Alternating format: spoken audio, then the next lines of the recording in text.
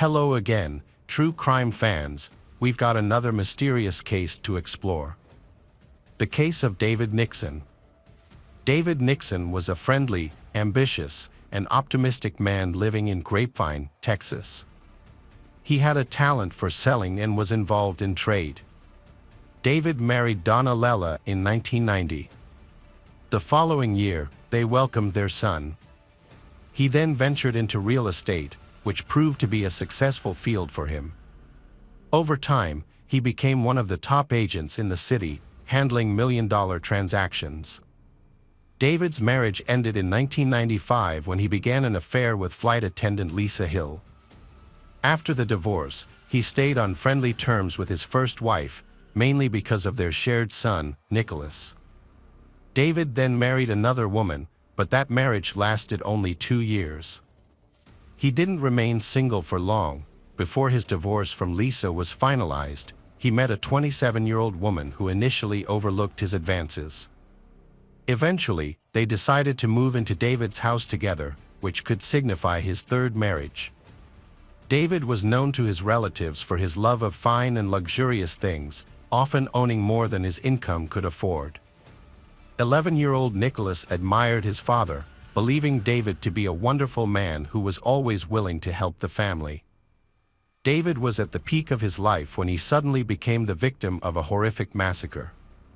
On the evening of April 18, 2002, a passing motorist discovered a fire and reported it to the fire department. After extinguishing the fire, the firefighters discovered a human body. They quickly called the police. In the middle of the night, a police investigator arrived at the scene of a fire at David Nixon's home in Grand Prairie, Texas. David had recently moved to the area.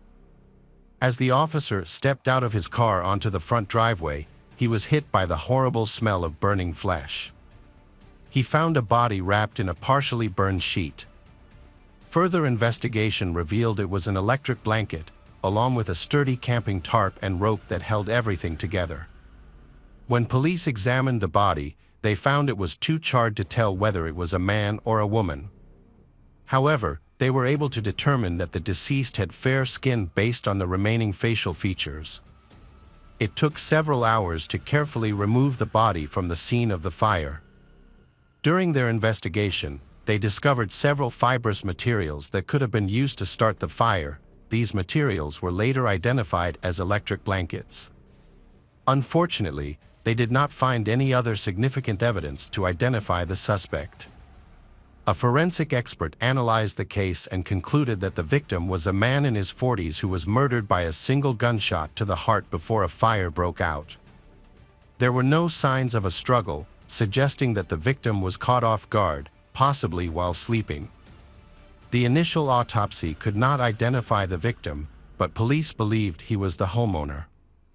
To confirm his identity, they needed dental records and documents, which ultimately revealed that he was David Nixon, a 40-year-old. The event was a devastating loss for the deceased's family, especially for his son Nicholas. On that day, Nicholas was supposed to call his father but couldn't reach him. The Nicholas sensed that something was wrong but had no idea that his father was already dead. From the beginning, police suspected that Tracy, David's third wife, might be the killer. Friends of the couple noted that while they generally got along, they also had serious arguments, often over finances and David's gambling debts. As Tracy's tumultuous relationship with David progressed, she discovered that he was wasting money on gambling. Their arguments became more heated in the early spring of 2002. After nearly 4 years together, they decided to separate. However, a serious tax lawsuit ensued. To protect his assets and avoid losing his home, David transferred ownership of the house to Tracy. When it came time to discuss separation, Tracy insisted on keeping David's luxurious home, which had a hidden terrace and a heated pool. David tried to negotiate with her to get his property back, but she refused to agree. In April, things escalated when David reported to the police that Tracy had changed the locks on his house without his permission. She took advantage of his absence while he was away for a work-related trip to a nearby city. That evening, the police intervened to help resolve the situation. She argued that she had invested her own money in renovating the house and wanted to keep it. However, she could not provide evidence of her financial investment, and they were unable to reach an agreement. Nearly 2 weeks later, David was found murdered. This raised suspicions, especially since he had no known conflicts with anyone else, making it plausible that Tracy may have been involved in his death to retain ownership of the house. That evening, upon hearing about David's ex-husband's death, Donna went to the police station. Donna reported that David had recently expressed concerns for his safety due to Tracy's erratic behavior. She also provided the police with David's will, which he had asked her to share, naming a potential culprit if anything ever happened to him. Despite this, David had never reported any domestic violence incidents to the police and often minimized his problems. Donna understood the risks David faced during their property division, as he consistently sought to resolve conflicts peacefully. However, it seemed that Tracy was provoking new conflicts. Donna called the police to her ex-husband's home when her son could not reach his father. Donna had previously contacted Tracy to find out what might have happened, but Tracy dismissed her concerns. Tracy said she had not been keeping tabs on David, whom she had broken up with, and suggested he might be drinking or gambling. The couple had been living together in a house in Grapevine that was the subject of a dispute. They had recently agreed that the man would be moving out to a new place in Grand Prairie just a few days before his death. Tracy later confessed that they had talked about the move, and David had asked her to rent a van to help with transporting their belongings. She did not leave him in a tough spot. Instead, she called a car service and rented a special cart to load items into the van.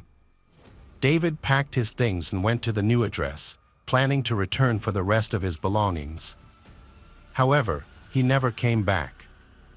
The disagreements that occurred created a strong motive for the crime. From the beginning, the police were interested in Tracy. They considered her a prime suspect in the case. When the police informed Tracy of the news that David had been murdered, the police expected her to be distraught and in need of comfort after the loss of a loved one. However, her reaction was unexpected. She was indifferent, uncaring, and showed no signs of distress. From that moment on, the police began to confirm their suspicions. Tracy revealed that she and David had had a serious disagreement in the months before David's death. With tears in her eyes, she shared that just before these events, she had lost her child, which made the situation worse. Last fall, Tracy discovered she was pregnant, which coincided with the decline of their relationship. In addition, she was dealing with health issues that contributed to her emotional struggles.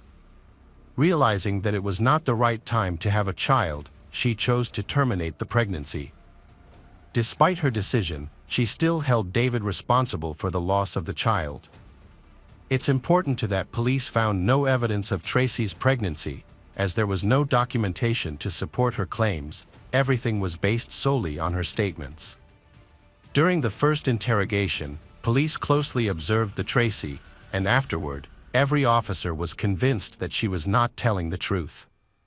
They noted that she gave evasive answers, appeared confused in her testimony, and her body language often suggested she was lying. The woman insisted that she was not involved in the murder and was unaware of the details surrounding it. Since Tracy refused to admit anything, the police had no evidence to confront her with. Tracy was later released from custody. Extensive searches were conducted at the scene of the massacre and in the sewer. However, much of the evidence was washed away by the fire department's efforts to extinguish the fire. Key clues included tire tracks that matched the tire tracks of the truck Tracy had rented for David's move. Small fibers of fabric similar to those used to wrap the body were also found in the sewer. It appeared that the killer had attempted to dump the body in the sewer but was unsuccessful. Although most witnesses described Tracy in a negative light, this information was not enough to make an arrest or charge. Police began reviewing surveillance camera footage near David's home, That same day, they captured footage of a young woman who closely resembled Tracy near a store not far from the residence. Although the footage was limited, it helped police reconstruct the events. After reviewing dozens of hours of video, they identified a distinctive yellow truck that had stopped near the murder scene. The tire tracks from the truck matched those found at the crime scene. They then followed the truck to a nearby driveway. Additionally, 3 days after David's murder, they spotted a white Lexus, similar to Tracy's, driving in the area. The same woman was recorded walking past the store entrance. She made a purchase and left, and store employees reported that she had purchased a large amount of cleaning products, which raised suspicion. Police recognized Tracy and began communicating with her more frequently. Despite this, she maintained that she had nothing to do with the murder and claimed that the recordings the police found were fabricated to frame her and speed up the case. Tracy gave an alibi, saying she was at her parents' house in Arlington during the time.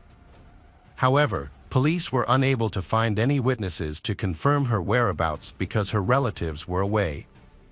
Needing more evidence to prosecute, police searched Tracy's home. They believed Tracy killed David while he was sleeping by shooting him in the heart. Forensic experts believe David may not have had time to react while he was asleep. After David's death, Tracy immediately purchased a new mattress. A shopping list from a hardware store indicated that Tracy may have been involved in the events surrounding David's death. Donna believed that the only motive for the murder was the house itself. Tracy argued that David's death would not have benefited her financially and that she deserved to inherit his house. She claimed that there was no insurance policy in David's name that would have made her the beneficiary. Since they were not legally married, she could not claim any other assets. The motive for the crime is believed to have been both money and revenge for the breakdown of her relationship. After the murder, Tracy is said to have used a yellow styrofoam truck to transport David's body. It is suspected that she planned this from the beginning to divert the investigation. Using the truck, she moved the body by loading it onto a trolley secured with straps. Tracy then took the body to the construction site of a new home. Evidence, including fabric fibers, suggests that she attempted to dispose of David's body by throwing it into the sewer at the construction site, but was unsuccessful. She left the body on the ground and returned 2 days later to carry out her plan. During this time, she was recorded on surveillance cameras several times. She then planned to dispose of the body by cremation. Tracy wanted David to be completely burned, so she wrapped his body in several layers of electric blankets. Unfortunately for her, a passerby discovered the fire and alerted the fire department. Had her plan succeeded and gone undetected, she could have disposed of the body by throwing it into a storm drain. However, fate intervened and she was unable to carry out her plan. The next day, after returning to the police station a second time, Tracy was arrested and charged with the murder of David Nixon. During a preliminary hearing, the judge granted her bail but required her to wear an electronic monitoring device until the murder trial began. Despite her guilt, Tracy had many supporters, including Roland Taylor. Roland, a local dentist and neighbor of the couple, was originally from the United Kingdom but had settled in Texas. He and Tracy had been friends for a long time. Although he had heard many accusations against her, he was convinced that Tracy was the opposite of what people claimed. He believed that David's gambling debts had created many enemies who might want to harm him.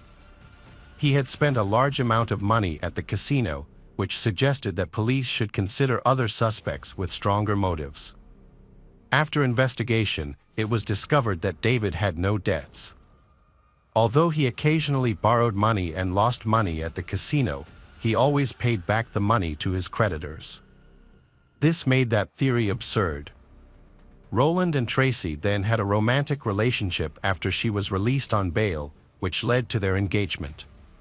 He was determined to fight for justice and freedom for the woman he loved. He helped her find a competent lawyer. And in 2005, Tracy hired a criminal defense attorney who, although experienced, had only handled 3 murder cases. However, he believed that the evidence against Tracy was completely circumstantial and believed that he could successfully secure her acquittal.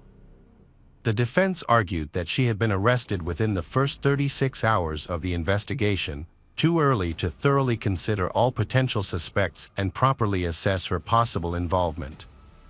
Typically, an arrest would occur when there is clear evidence, such as a criminal caught in the act with a weapon. However, this was not her case. Investigations generally take longer to effectively identify and narrow down suspects. The defense viewed the police actions as an attempt to quickly close the case by blaming the first person they encountered. Additionally, he argued that the prosecutor's office lacked direct evidence linking her to the murder, as no DNA or fingerprints of Tracy were found in the house or truck, nor was the alleged murder weapon, a gun, discovered. The prosecution relied on the testimony of several individuals who believed Tracy was guilty from the start due to her conflict with David. Their relationship was tumultuous. Shortly before his death, David had filed a restraining order against Tracy and stopped contacting her, even though they lived in the same home. Family members noted that David had tried to distance himself from his ex-wife.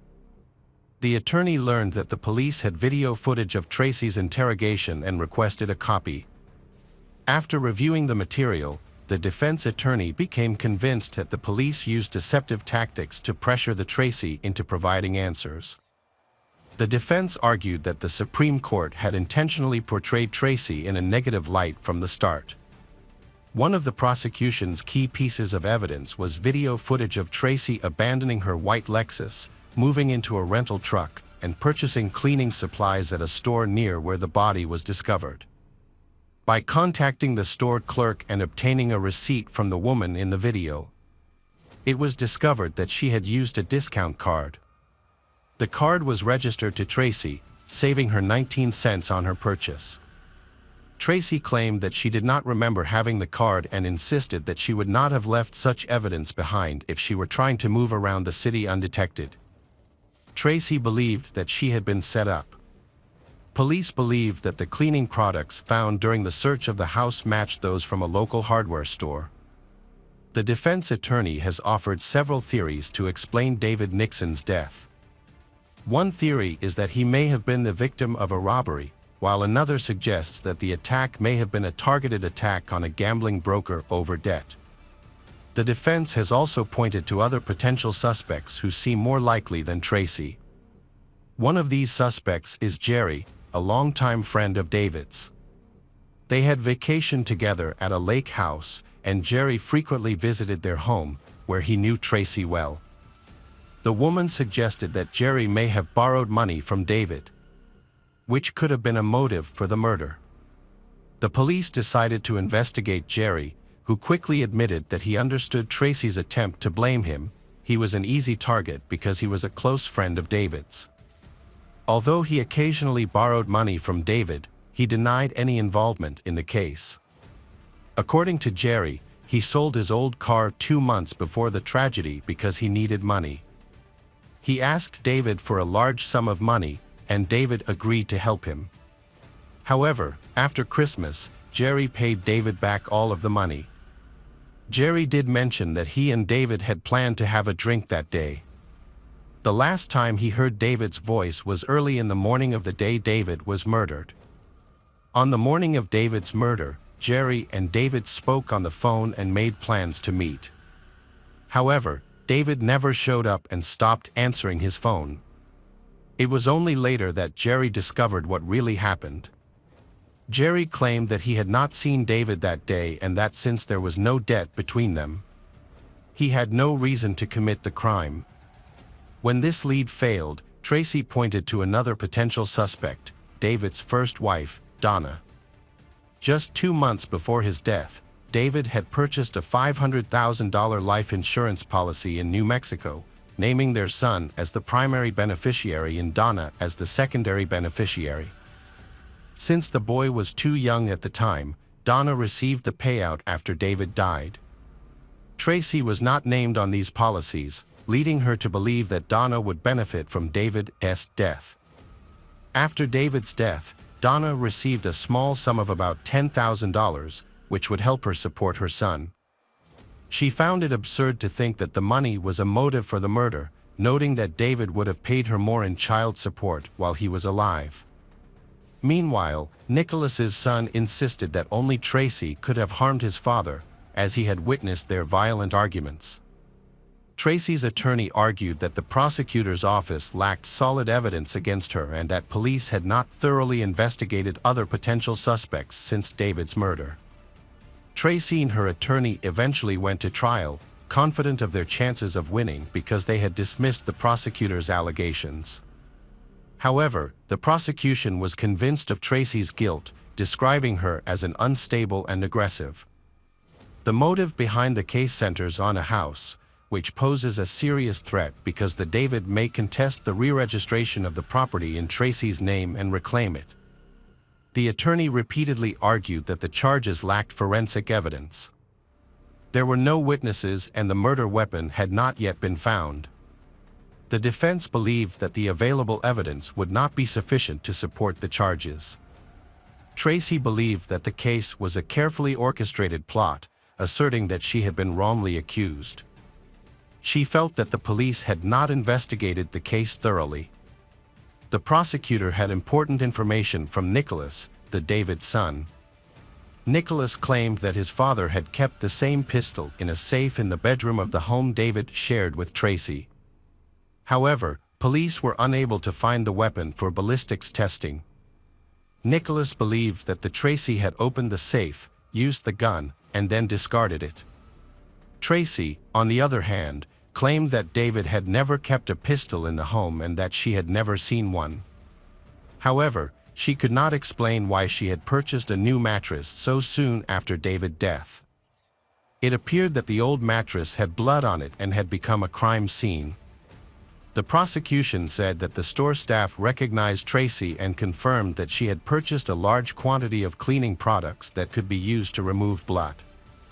They advised Tracy to use hydrochloric acid, but it was not available in stores, so they suggested she order it online. She also purchased other items, all of which were later found in Tracy's home during a search. The prosecutor's office believed that the evidence allowed them to piece together the events of the case. The defense attempted to suggest that Donna could be the likely killer due to her strong motive. However, Nicholas's mother only received $10,000, which was insufficient to consider a violent act. They also tried to implicate David's second wife, Lisa, in the murder. Police conducted a thorough analysis of potential involvement by Donna and Lisa, examining cell phone records and geolocation data. Ultimately, they found no connection to the crime. Additionally, both Donna and Lisa had a positive relationship with David, which was confirmed by numerous witnesses. They also had credible alibis, and Lisa had no motive whatsoever. By the end of the trial, Tracy's confidence had plummeted. She expressed her frustration by saying, "I don't believe in justice anymore. I don't know how I'm going to feel after this." The trial lasted 2 weeks, and the jury found Tracy guilty of murdering David Nixon. They reached a verdict in less than 4 hours, resulting in her being sentenced to 40 years in prison. The victim's family was completely satisfied with the outcome, and many felt relieved. Roland Taylor stayed loyal to his fiancée, insisting on her innocence and visiting her in prison.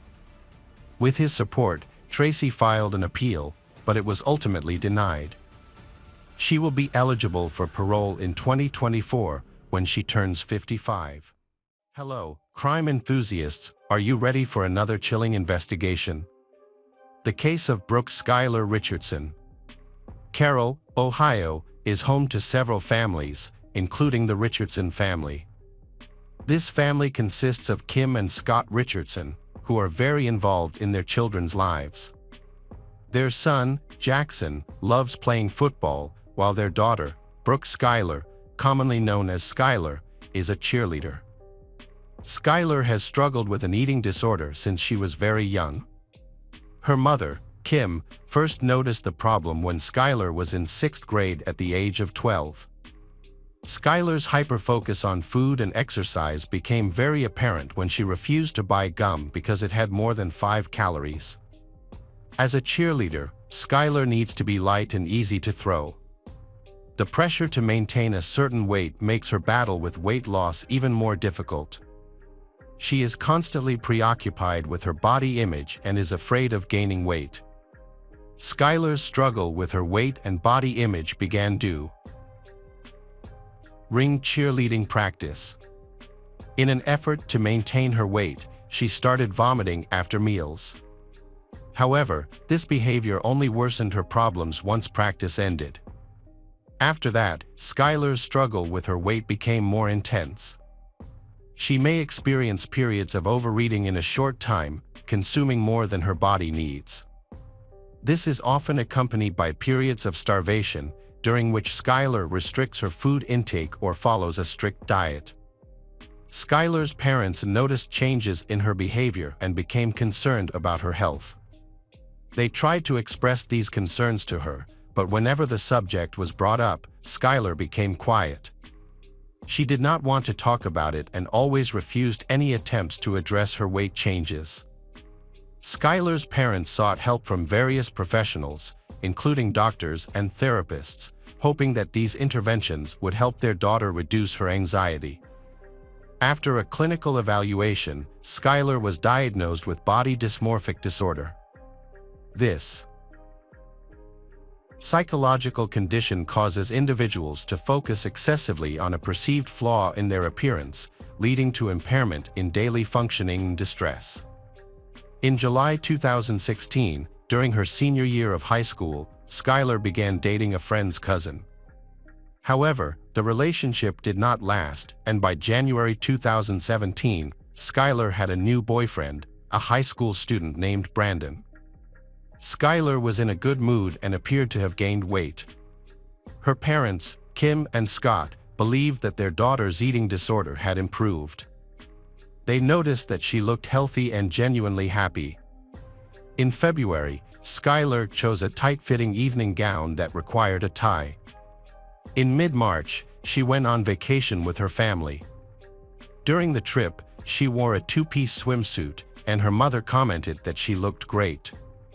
Kim believed that her daughter and Brandon were having sex, so she wanted Skylar to start taking birth control pills. She thought this would protect her daughter's health and prevent the risk of an unwanted pregnancy. In mid-April 2017, Skylar went to her mother's gynecologist to get a prescription for birth control pills while her mother, Kim, waited outside the clinic. After seeing the doctor, Skylar left the clinic with tears in her eyes. Kim immediately asked her daughter why she was so sad, and Skylar replied that it was a painful experience for her. Kim believed her daughter was telling the truth, unaware of the real reason behind the tears.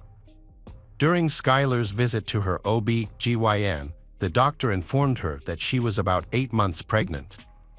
Skylar asked the doctor not to reveal this information to anyone, as she was not ready to share the news with her family. On May 5th, 9 days later, Skylar and her boyfriend Brandon went to prom. Even though Skylar was in the final stages of her pregnancy, she still managed to fit into her prom dress. 2 weeks after Skylar attended the prom, on July 14, 2017, police officers arrived at her home to meet with her parents, Kim and Scott. The officers stated that they needed to talk to Skylar about an incident she may have witnessed and assured her that nothing was wrong. Scott decided to drive Skylar to the police station, where they wanted to question her about an emergency call the police had received from a fertility clinic. Specifically, the doctor had reported that a patient had just given birth and may have buried the baby in the yard. After receiving this notice, the police immediately arrested Skylar and took her to a room for questioning. They did not allow her father to participate in the questioning. Before the questioning began, the police explained her rights to her. The investigator then started asking questions about the phone call from the doctor's office. The caller informed the police that on April 26, a doctor had examined Skylar and concluded that she was pregnant. However, Skylar later revealed to the doctor that the baby was dead and that she had buried the baby in her backyard. During her interview with the police, Skylar recounted a tragic event from her past. On May 7, 2017, she said that she had given birth to a baby girl in the bathroom, but the baby was not breathing and had no heartbeat. Therefore, she decided to bury the baby alone and did not tell anyone about the incident. To do this, Skylar quietly went downstairs, took a garden shovel, and dug a shallow grave in her backyard, where she buried the baby. She then left a vase with flowers at the burial site to mark and remember her deceased child. During a conversation with her parents, Skylar announced that she had chosen the name Annabelle for the baby and revealed that the baby's father was the cousin of a close friend she had dated briefly before meeting Brandon. Crime scene investigators went to the Richardson home to search for the child's remains. They searched the backyard by pulling weeds and sweeping the ground. The police carried out this process meticulously and carefully, removing any debris that might hinder their investigation. After overcoming the difficulties caused by the overgrown vegetation, they were able to collect a significant amount of evidence. After removing the weeds and cleaning the area, the police found several human bones, including skull fragments. These bones were carefully collected and placed in small body bags to preserve the evidence. Investigators ensured that the bones were kept intact. Later, one investigator noted that the bones had a smell, while another had difficulty determining whether they were rocks or human bones due to their small size. At the same time, the coroner confirmed the discovery of hair and small fingernails, but no organs or items that could help identify. After more than 5 hours of questioning, Skylar and her parents were allowed to return home. However, just 6 days after the incident, Skylar was contacted by the police and told that she needed to come to the police station again. To reassure her father, Scott, the police assured her that she would not face any legal action. During Skylar's next meeting with the police, they informed her that they had received new information from the medical examiner's office. This information revealed a discrepancy between Skylar's original story and what the police had discovered. Specifically, the medical examiner had found that the baby's bones showed signs of being burned, based on an analysis of the remains. Skylar was confused by the news of the baby being burned. She claimed that she did not set the fire and denied harming her child. However, the police still wanted Skylar to admit that she had killed her daughter and then burned the body to hide the evidence. During the investigation, the police suggested that Skylar may have wanted to cremate the baby so that the ashes would not be scattered. However, this suggestion only made Skylar more confused, and she still insisted that she did not burn the baby. Skylar suddenly changed her story to the police, saying that she had a lighter and may have used it to try to burn the baby's remains. She also suggested that the baby may have been born alive and had been crying, even making gurgling or small noises at one point. Additionally, Skylar admitted that she had held the newborn too tightly, which may have led to the baby's death.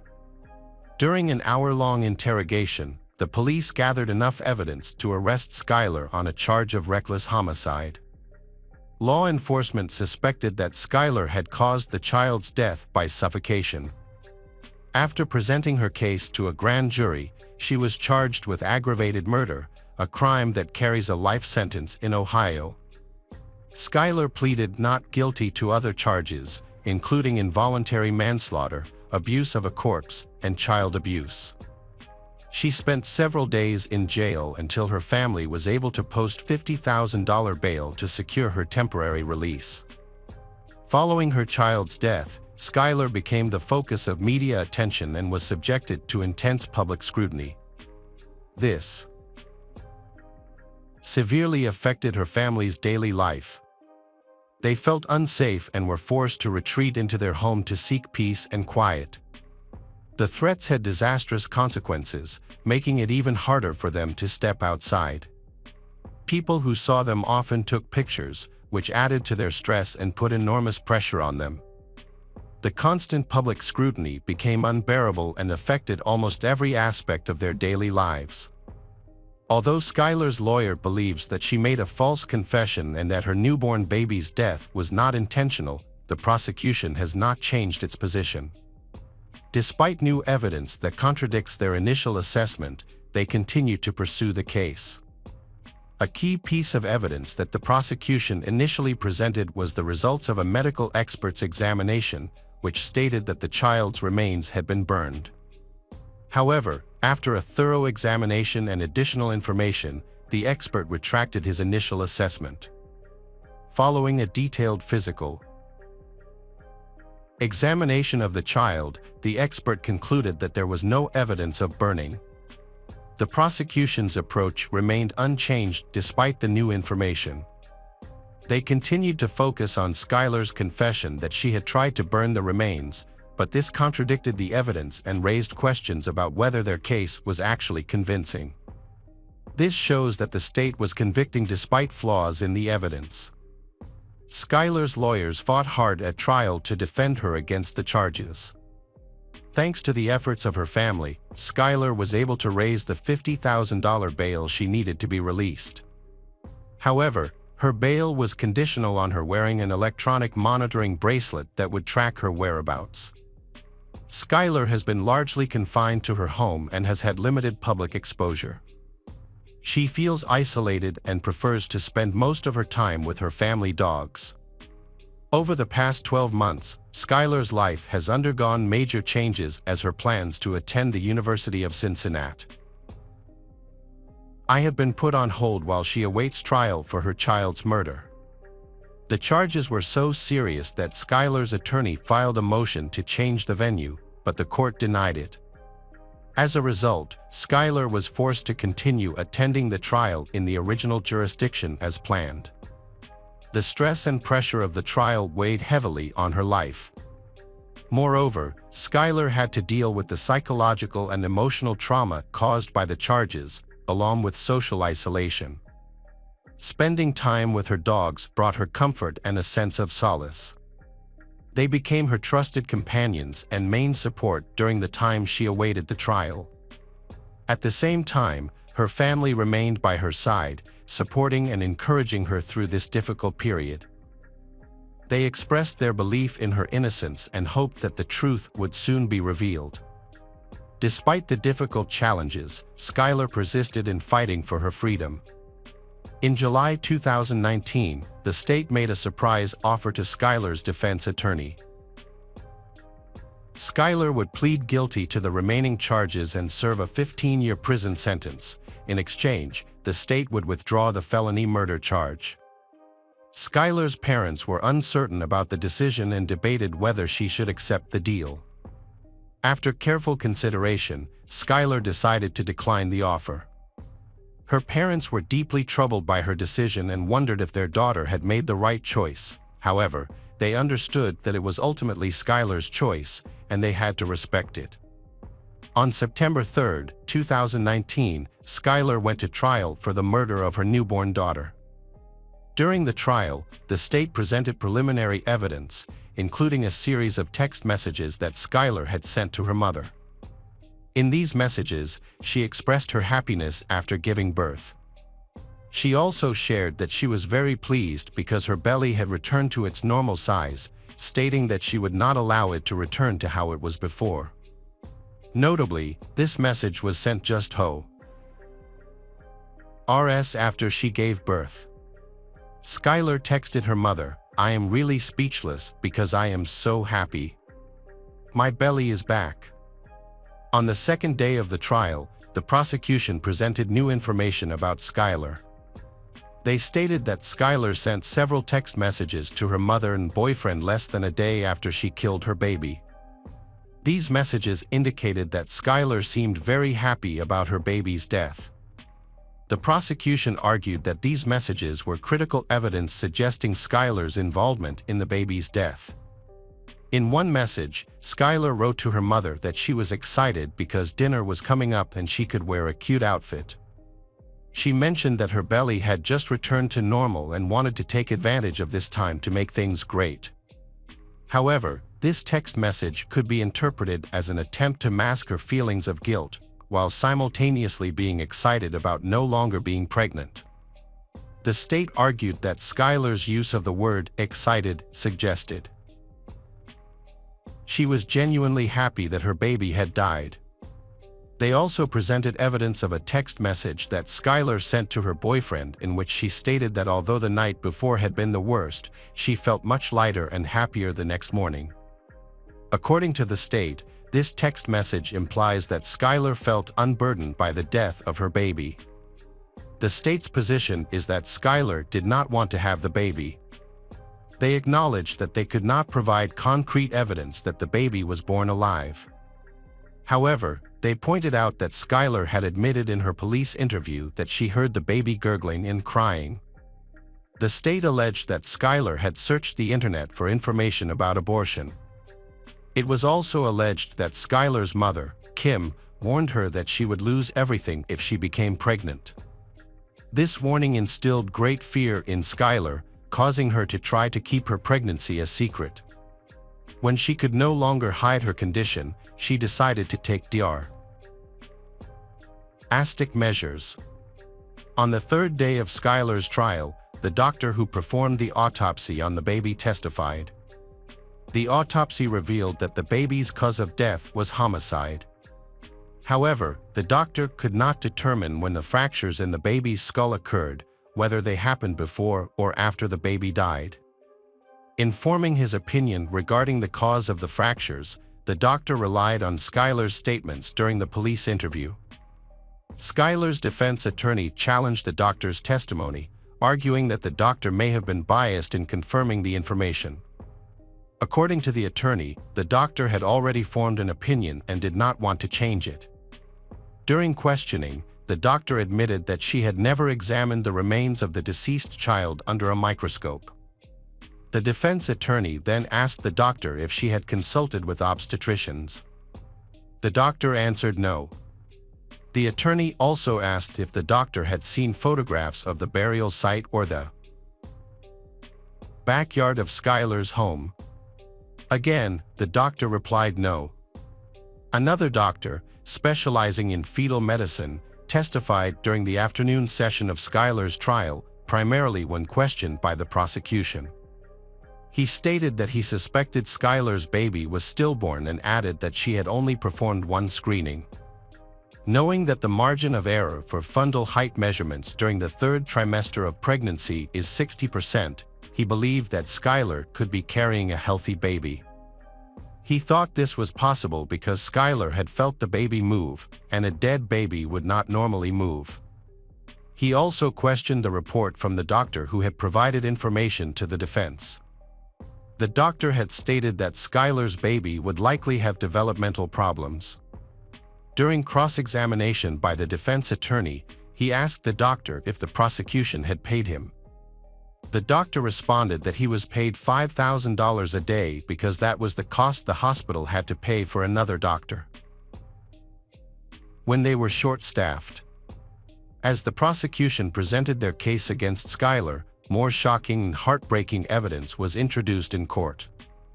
The evidence that had the strongest impact on Skylar was the images of the deceased child's remains shown on the television screen.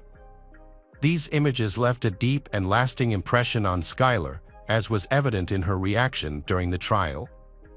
When the images of her child's remains appeared on the screen, Skylar initially tried not to look at them. Her remarkably calm demeanor at that moment was a stark contrast to the day before when she had been visibly shaken for a moment before the judge began the jury selection process. When Skylar's defense attorneys presented their case, they argued that her life had been flawed and challenging even before she was charged with murder. They argued that much prosecution evidence presented a partial truth, with some documents was taken out. Skylar's defense attorney argued that her frequent texting was not evidence that she killed her daughter. Instead, the attorney wanted to highlight Skylar's mental health struggles, particularly an eating disorder that she had been battling since she was 12. This was supported by several pieces of evidence, including Skylar seeing a psychologist and nutritionist regularly for treatment of her eating disorder. To support their case, they presented the jury with photos of Skylar's changing appearance and weight over time. The photos included images of her looking very thin, as well as photos showing her looking slightly heavier. Her attorney stated that Skylar held the baby for hours while she bled on the bathroom floor.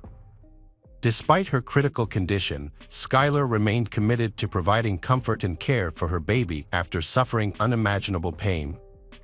Skylar's attorneys said she decided to bury the baby in her backyard.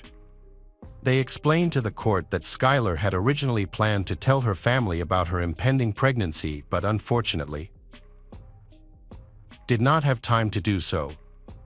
Skylar's doctor informed her that she was due in 8 to 10 weeks. Therefore, Skylar thought she had enough time to attend prom and graduate from high school before talking to her mother. During the defense, an obstetrician testified that the baby had died before birth. The doctor argued that since Skylar did not admit to cutting the umbilical cord, it was possible that it had been severed before or during the baby's birth. The doctor also argued that Skylar's description of the baby's appearance was significant because she stated that the baby was white, suggesting that the baby may have died before birth. The obstetrician contended that a healthy newborn baby is not always pink. In fact, in his experience, newborns often have a purplish skin tone. Additionally, the doctor noted that Skylar had only gained 15 pounds during her pregnancy. He suggested that this limited weight gain could be a sign of an eating disorder, which might have restricted the baby's growth in the womb. The doctor's testimony aimed to question the accuracy of what Skylar told the police about the baby's health. Skylar's defense argued that she had only told the police what she wanted to say during questioning.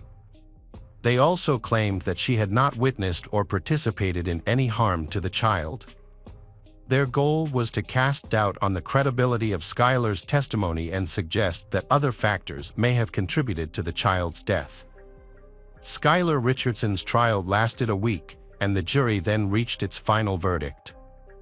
The verdict came quickly, after just 4 hours of deliberation. They acquitted Skylar of aggravated murder, involuntary manslaughter, and child endangerment. However, Skylar was convicted of abuse of a corpse, a serious crime punishable by up to a year in prison. Skylar was held in custody until sentencing. During her sentencing hearing, she apologized for her actions and acknowledged the seriousness of the incident. The judge criticized Skylar or her role in the tragic death of her child. The judge was certain that if Skylar had made better decisions during her pregnancy, her child would still be alive. He severely criticized her actions and expressed disappointment that her choices led to serious consequences, including the death of her child. The judge also emphasized that Skylar's decisions were directly responsible for the child's death. The 3-year probation sentence for corpse abuse that the judge imposed on Skylar also served as a warning that her actions were morally unacceptable and against the law. In November 2020, another judge agreed to reduce Skylar's probation to 2 years early at the request of her attorney. During the hearing, Skylar expressed her desire to return to a normal life and asserted that she no longer needed supervision. Recognizing Skylar's progress, the judge decided not to allocate any more probation resources to her case. The judge made it clear that probation is not meant to be a punishment or a form of rehabilitation, but rather to give an individual the opportunity to prove why they should not face prison time. Since her acquittal, Skylar has made the most of this opportunity. She has successfully completed 2 semesters of college and works part-time at the law firm that represented her. Despite her acquittal, Skylar has faced many difficulties in finding a part-time job. She has often been denied job opportunities due to her criminal history. However, that has not stopped her from pursuing her career goals. She has expressed a desire to attend law school and become a defense attorney, hoping to use her knowledge to help others overcome similar hardships. Hello friends, welcome to our channel. Today we're going to take a look at another horrible case with you, the case of Heather Jackson. Heather Jackson was 23 years old in 2012, and her life was a challenge. She had recently separated from her husband, Wayne, and they were in the process of getting a divorce. They had 2 young children, 3-year-old Selena and 1-year-old Wayne Jr. Despite the difficulties they faced as parents, Heather was determined to provide a happy life for her kids. She had found a new home on a quiet street near Lake Erie, which brought her some sense of relief. Heather and Wayne had been high school sweethearts, but their marriage had fallen apart. On September 8, 2012, Heather's friend Danielle Sorrell arrived at her house at 2:30 p.m. for a pre-arranged meeting. However, when Danielle knocked on the door, no one answered. She checked all the doors, but they were locked, leaving her wondering what was going on. Danielle was puzzled that Heather and her kids weren't at home despite their planned meeting. Even if Heather had changed her plans, she would have alerted Danielle. So, Danielle called Heather's mom, Jody, who was very close to her daughter and spoke with her daily. However, Jody couldn't reach Heather that day either. Danielle then contacted all of Heather's friends, but none of them knew her whereabouts. Her concern grew when she spotted Selena's pacifier on the porch. Danielle knew Heather would never leave the house without the pacifier, so something was off. Hours passed, but Heather still hadn't contacted her mom. Jody's unease called the police to request a check. The officers arrived, knocked on the door, and got no response. They circled the house, peeking through the windows, but saw nothing suspicious. Since they found no signs of forced entry or foul play, they couldn't enter the house without a warrant and left. At approximately 7:30 p.m., Heather's friends, Thomas Hansen and Dan Reiner, arrived at her house after discovering she was missing. When no one answered the front door, Reiner proceeded to the back porch, forced the door open, and entered the home. Inside, they found Heather's naked body in the bedroom and immediately called 911. Sergeant Eric Gray Bill, a Sandusky police officer, responded to the scene and entered the house. He discovered Heather's body lodged between the box spring and mattress in her bedroom, with a ligature around her neck. The TV was still on, but the children were nowhere to be found. Their room was empty. During their search of the house, the officers noticed a utility closet door that they had not yet checked. When Sergeant Bill opened the door, he found stacked boxes with objects behind them. Behind the boxes, he discovered the lifeless bodies of Heather's children. The police immediately secured the crime scene. The officers were deeply shaken by the discovery, having never encountered a crime of such magnitude before. Heather's family and friends were even more devastated after the forensic examination results were revealed. According to court documents, Dr. Diana Scala Barnett, the deputy coroner for Lucas County, performed the autopsies on the 3 victims.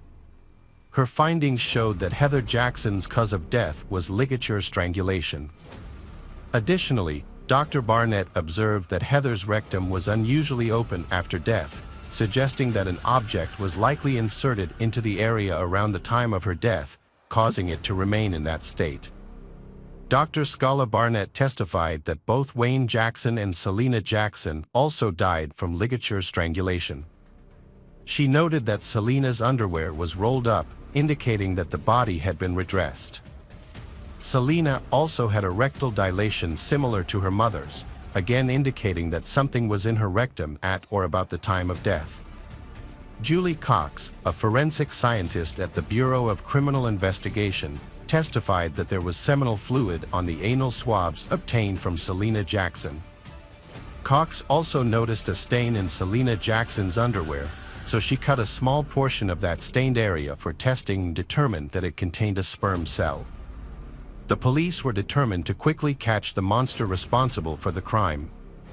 Since Heather's house was located next to Firelands Regional Medical Center, investigators obtained footage from the building's surveillance cameras, which they hoped would lead them to the perpetrator. Reviewing the CCTV footage, they identified a car that drove up to Heather's house at 10:57 p.m. Although the camera was far from the house and the darkness made it difficult to see, the car's headlights provided some clues about what happened. The footage showed the car backing into the driveway and remaining there for 11 minutes. At 11:08 p.m., the headlights turned on again, and the driver departed. Meanwhile, Thomas Hansen and Dan Reiner, the men who discovered Heather's body, were brought to the police station for questioning. The investigators questioned them separately, starting with Dan Reiner, who had called 911. Dan and Heather were friends, and when Dan discovered she was missing, he went to her house to look for her. He had to push the door hard to get in. After calling 911, the police asked Dan for a DNA sample, which he willingly provided.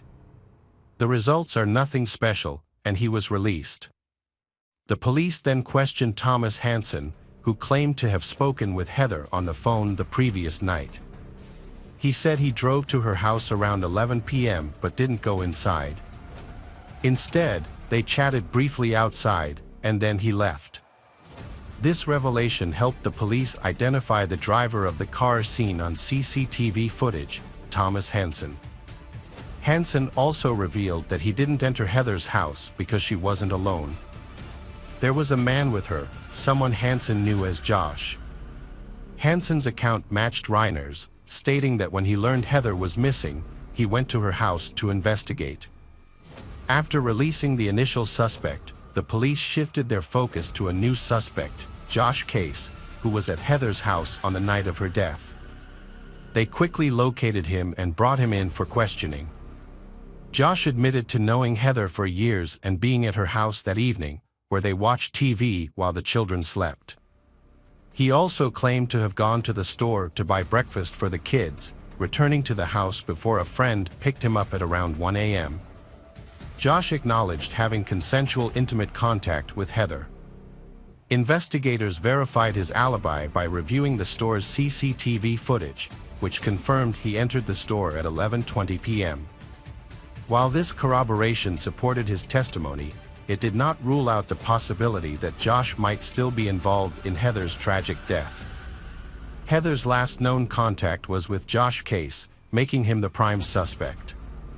He provided a DNA sample, which was compared to the DNA found on the victims' bodies. The results eliminated Thomas Hansen and Dan Reiner as suspects, as their DNA did not match. However, Josh's DNA matched the DNA on Heather's body, but not on her children's bodies, indicating another person was present that night. This was not surprising, as Josh had previously admitted to an intimate relationship with Heather. The police now focused on finding the DNA of the second person involved. They quickly ruled out Heather's husband, Wayne, who was going through a divorce with Heather and lived in another state. The investigators turned to Heather's cell phone records for answers. The records showed Heather was active on her phone, including on the night of her death. Her last phone conversation took place at 3:12 a.m. and lasted 30 seconds. The police's next step was to identify the owner of the phone number Heather last spoke to. 36 hours after Heather's death, police obtained another CCTV footage that showed a white car arriving at her house around 3 a.m. This timing coincided with when Heather stopped using her phone, suggesting a possible connection. The car left about an hour later, by which time Heather, Selena, and Wayne were likely already dead.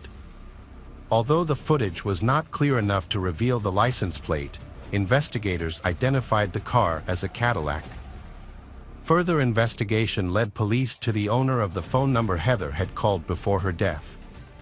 The number belonged to 41-year-old Curtis Clinton, who had a 30-second conversation with Heather at 3:12 a.m.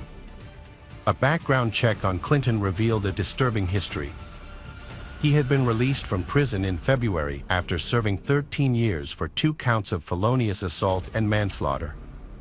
Clinton had pleaded guilty to the 1997 death of 18-year-old Misty Keckler, who was found strangled, naked, and bound in a bathtub. The similarities between Keckler's death and Heather's raised concerns among investigators, especially given that Clinton had been released from prison just 6 months before Heather and her children's deaths. This raised the possibility that Clinton had returned to his violent ways after his release. Curtis Clinton became the prime suspect in the murder of Heather and her children, and the police urgently needed to locate him to prevent any further harm. The police visited Clinton's last known address but were unable to find him. However, they soon discovered a white Cadillac parked on a nearby street. A search of the vehicle revealed a receipt from a gas station, dated the night of the crime. The investigators reviewed the gas station's CCTV footage, which showed Clinton purchasing water and beer while appearing calm. This was after the time Heather and her children were killed. The police were received information that a patient named Curtis Clinton had been admitted to a local hospital. They immediately went to the hospital, found Clinton, and arrested him, taking him into custody at the police station. Clinton denied any involvement in the deaths of Heather Jackson and her children. He admitted to having dated Heather for 5 months and having an intimate relationship with her. According to Clinton, Heather had many personal problems and had asked him for financial and emotional support. He claimed that he didn't know her children well. Clinton initially stated that he last saw Heather on Thursday, September 6th, when he gave her $328 and they had intimate contact. However, when the investigator showed him phone records indicating that he had spoken with Heather at 3:12 a.m. on September 8th, Clinton corrected himself, saying that it was actually Friday night or early Saturday morning when he last saw her. Clinton claimed that he didn't stay long at Heather's house, dropping off the money and then leaving after their intimate encounter. He couldn't recall what time he arrived home. Clinton suggested that someone else must have gone to Heather's house after he left, as Heather had mentioned receiving an irritating call or text while he was with her. When confronted with the fact that he was the last person to have contact with Heather, Clinton expressed doubt. Curtis Clinton was arrested and jailed after his DNA was found on the victims. In a recorded call to his mother, Clinton expressed regret and confusion, saying he wished he'd sought help. He also hinted at a violent temper, suggesting it could happen again. His mother acknowledged the family's struggles, but said they'd learned to manage them, and noted that Clinton had stopped taking his medication, which contributed to his behavior. Clinton told his mother that he planned to plead guilty to the charges and accept whatever consequences came his way. The investigation led to multiple charges against Clinton. Furthermore, it was discovered that just 6 days before the murder of Heather and her children, Clinton had attacked a 17-year-old girl, choking her and forcing her to engage in intimate contact. The victim had gone to the hospital, where police collected DNA evidence that also linked Clinton to the crime. Clinton asked to move the trial to a different location, claiming that the local media had already publicized the case so much that it would be hard to find impartial jurors. However, the court denied this request. Clinton brutally murdered Heather, Selena, and Wayne, and the forensic evidence, including his DNA found inside Selena's body, revealed the horrific details of his crimes. Despite facing the death penalty, Clinton did everything he could to avoid it. When given the opportunity to speak before being sentenced, he did not show remorse or apologize to the victims' families. Instead, he attacked prosecutor Kevin Baxter and vowed to win on appeal and have his case retried. In November 2013, Clinton was sentenced to death for the brutal murders of Heather Jackson and her 2 young children. The judge also sentenced Clinton to life in prison without parole for what he did to 3-year-old Selena before strangling her, and added another 10 years for assaulting a 17-year-old girl 6 days before killing Heather and her children. Hello friends, welcome to our channel. Today we're going to take a look at another horrible case with you. The case of Brianna Marie Schneller. Brianna was a vibrant and diligent young woman who excelled academically as the top student at Everest High School in Washington. She had a passion for Mexican cuisine, music, and dancing, and enjoyed thrilling activities like roller coasters. Her parents, Craig and Lori Schneller, described her as an outstanding individual. Brianna had achieved a remarkable feat by being the only student from Wisconsin to qualify for a prestigious national competition in professional and technical fields. She was set to present her project in Tennessee that summer. Her long-term goal was to pursue higher education in restaurant management and eventually start her own business in the food industry. To gain experience and skills, she worked part-time at the El Michal restaurant in Rib Mountain. Colleagues, friends, and customers alike appreciated Brianna's kind and responsive nature. With her graduation and upcoming wedding to her fiancé, 22-year-old Sebastian Ramirez, just around the corner, the future looked bright for this ambitious and talented Brianna. At first, Brianna's parents disapproved of her relationship with Sebastian due to their age difference and their belief that she was growing up too fast. However, after getting to know Sebastian better, they came to trust him and saw that he genuinely loved Brianna and was committed to their future together. The couple eventually moved in together, renting an apartment on 12th Avenue in Wa, along with Sebastian's 19-year-old brother, Hugo. From the outside, it seemed like the three of them got along well and lived harmoniously, with many people envying their friendship. Sebastian and his brother also supported Brianna's interests and worked with her at a local restaurant called El Tequila Salsa. One ordinary workday changed everything for Sebastian and Brianna. No one anticipated the horrific tragedy that would soon unfold, shattering their plans and dreams. On the morning of May 2, 2009, Sebastian was the first to wake up, choosing not to disturb Brianna, who was sleeping peacefully beside him. Since it was her day off from school, she didn't need to rush. While Sebastian was in the shower, Brianna woke up and they exchanged sweet greetings, discussing their plans for the day. Meanwhile, Sebastian tried to rouse his younger brother, Hugo, who had stumbled in late the night before after overindulging at a party. After getting ready, Sebastian headed to work, just a 5 to 10 minute walk away. Hugo followed soon after, leaving Brianna alone at home, where she chatted with her mother and attended to her tasks. Hugo felt restless and had a headache, probably from drinking too much the night before. He was struggling to focus and regretted overindulging. To get some rest, he decided to swap lunch breaks with a colleague and headed home at 1:20 p.m. When he entered the apartment, everything seemed normal at first. However, as he walked further, he noticed that his brother's and girlfriend's room was in disarray. What caught his attention was Brianna lying on the floor.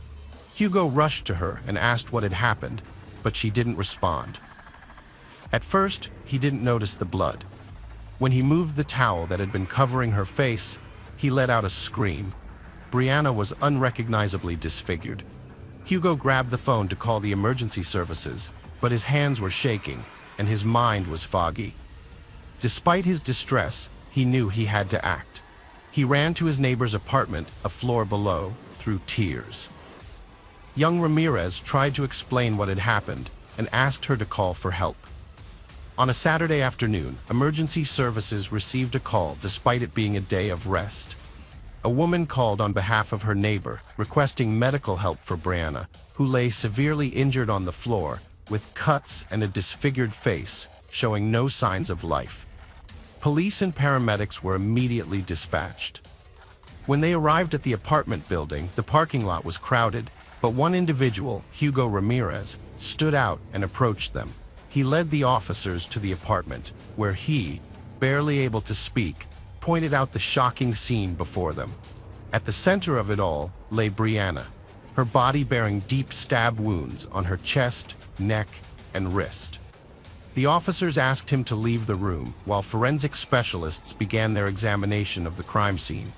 The crime scene suggested the victim had been lying there for a while, with dried blood scattered everywhere. Defensive cuts on her arms showed she tried to fight back, but was overpowered.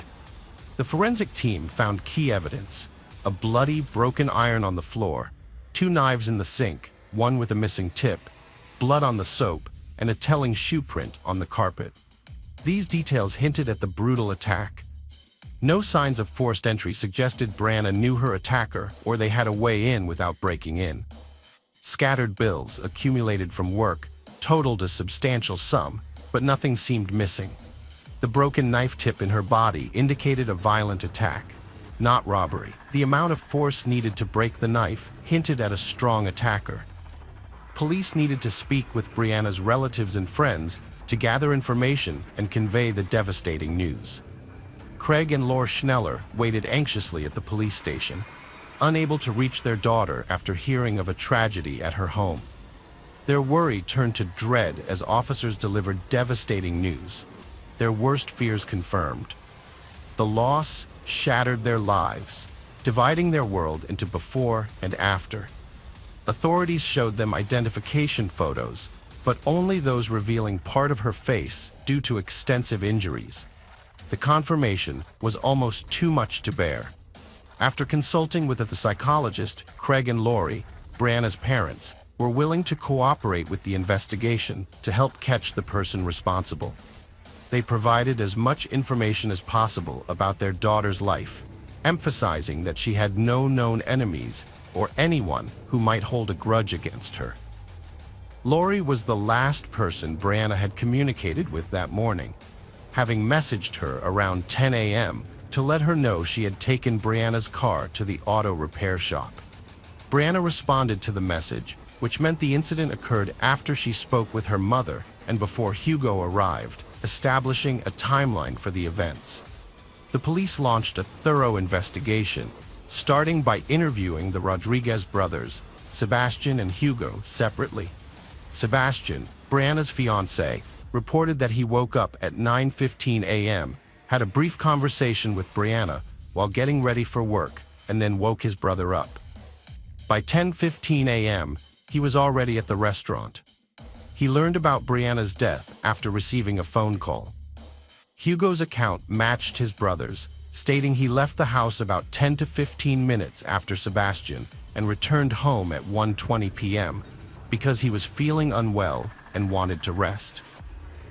However, his illness and fatigue disappeared when he discovered Brianna's body. After that, he was in shock, unable to think clearly or react properly, so he ran to a neighbor for help. The Ramirez brothers' statements seemed believable, and their distress appeared genuine. However, the police knew that convincing performances were not enough. They needed concrete evidence to prove their innocence. It was possible that one brother was the killer, and the other was covering for him. To explore this possibility, detectives asked the brothers about their relationships with each other. Sebastian expressed his love for Brianna and his excitement about their upcoming wedding. Hugo was questioned about any potential grudges against his brother's girlfriend, or if they had argued, but he denied any issues. He also clarified that, despite finding Brianna attractive, he had no romantic intentions towards her because he valued his good relationship with his brother and would never interfere with Sebastian's happiness. Hugo considered Brianna like a sister. The police interrogated the brothers for hours, but neither aroused any suspicion. After taking DNA samples, they were allowed to return home. Detectives verified the brothers' alibis by interviewing El Tequila Salsa restaurant employees and reviewing surveillance footage. The evidence confirmed their accounts, ruling out a domestic crime. The new focus became identifying Brianna's killer. Was a predator watching her, striking when she was alone? The investigation continued. The autopsy results confirmed the police's initial suspicions. Brianna was hit on the head with a blunt object, then her throat was slit and she suffered multiple stab wounds. The intense attack left numerous, potentially fatal wounds. Despite the brutality, Brianna fought back fiercely, as evidenced by foreign DNA under her fingernails. Initial claims that nothing was missing proved false. Brianna's phone was gone, and Sebastian reported it to detectives. The phone's active signal led police to a nearby restaurant where Sebastian and Hugo worked. The investigation became even more complicated when the brothers provided a solid alibi and one of them reported the missing phone, which seemed suspicious given the coincidences. Detectives rushed to the location indicated, but instead of a crime scene, they found themselves in the parking lot of a shopping center with a restaurant. After a brief search, they found a plastic takeout bag in a trash bin with the logo of El Tequila Salsa. Inside the bag, they discovered the girl's phone, 2 mismatched gloves, and a pair of women's underwear. One of the gloves was stained with blood. This unexpected discovery changed the direction of the investigation, suggesting that the crime might have been motivated by intimate reasons and involved a predator. The bag and its contents were sent to the laboratory to be analyzed for potential fingerprints or DNA evidence from the perpetrator. When shown a photo of the items, Sebastian identified the underwear as belonging to his girlfriend. The investigation continued, with multiple interrogations of the restaurant staff, and on May 5th, everyone was asked to provide DNA samples and undergo medical examinations to check for scratches or injuries. The police also thoroughly reviewed both internal and external surveillance footage from the restaurant and neighboring establishments. The police faced a significant challenge in identifying who had discarded the bag. Their initial attention focused on a kitchen worker who arrived late to work around the time Brianna's lifeless body was discovered. However, he had a solid alibi, as a traffic stop for speeding en route to the restaurant supported his claim. Fortunately, reviewing surveillance footage greatly aided the investigation. Raul Ponceroa, a 24-year-old kitchen manager, became a person of interest. He left the building at 10:18 a.m. wearing a brown hoodie, but returned without it at 10:53 a.m. Raul claimed he went to pick up friend Luciano, a dishwasher who lived in the same building as the victims.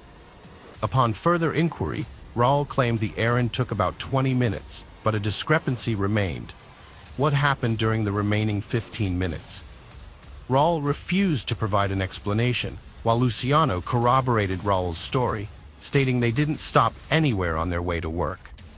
Nevertheless, the 15-minute gap continued to trouble detectives, and Raul's behavior raised suspicions, particularly given the unexplained cuts on his hands, which he attributed to working with knives.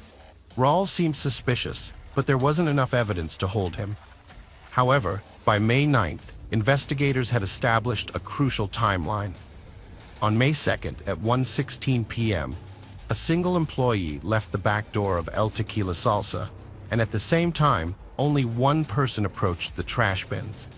It didn't take long to identify the suspect, and surprisingly, it wasn't Sebastian or Hugo Ramirez, as initially suspected, but Raul Ponceroa, the manager. Authorities searched Raul's home, finding intriguing personal items: women's underwear, adult videos, a brown hoodie, and a glove like one found in a trash bin. They sent his DNA for comparison with the plastic bag samples and analyzed a female hair strand on his clothing. With evidence pointing to Brianna, they awaited test results. Once confirmed, Raul was arrested for suspected first-degree murder. Sebastian was stunned, wondering what drove Raul to hurt Brianna, someone they barely knew. Raul had always seemed kind and cheerful, the last person Sebastian suspected of harming anyone. The trial of Raul Ponrocha took place in 2011, following a lengthy investigation. Despite the overwhelming evidence, Raul denied any involvement in the crime and refused to admit guilt. However, the prosecution presented compelling proof, including the presence of Raul's DNA on all key pieces of evidence, such as the iron, knives, plastic bag, and its contents, as well as under Brianna's fingernails. Furthermore, a shoe print found at the crime scene matched the size and pattern of Raul's shoes. Raul arrived at work at 9 a.m. on May 2, 2009, and on his way to the restaurant, he passed the victim's house, which had long fascinated him. Seeing no car, he assumed she was out and took the opportunity to enter her apartment. Raul had a peculiar habit of collecting women's underwear, which was later found under his mattress. After the Rodriguez brothers arrived, Raul left the restaurant, claiming to pick up lunch. Instead, he entered the victim's apartment, easily unlocking the door. He rummaged through her belongings in her room, and when she caught him off guard, he struck her with an iron and slashed her throat with a knife, inflicting multiple injuries. The investigation found that the killer, Raul, took pleasure in the murder, inflicting multiple wounds with different knives. He then tried to cover his tracks, washing his hands and removing his jacket before resuming work as usual. During a lunch break, he disposed of the evidence in a trash bin, unaware he was caught on the kitchen's video recordings. Raul claimed to have met Brianna but didn't kill her, instead implicating a former restaurant employee, Sergio, who he saw at her house on the day of her death. However, Sergio had an alibi, having left the country weeks prior to care for his ill father in Mexico. He testified at the trial, refuting Raul's accusation and disproving any involvement in the crime. Raul's attempt to shift blame failed. The defendant showed no remorse for falsely accusing an innocent person of a heinous crime during the trial.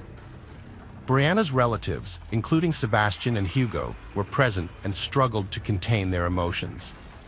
Raul Ponrocha was found guilty and sentenced to life imprisonment without parole.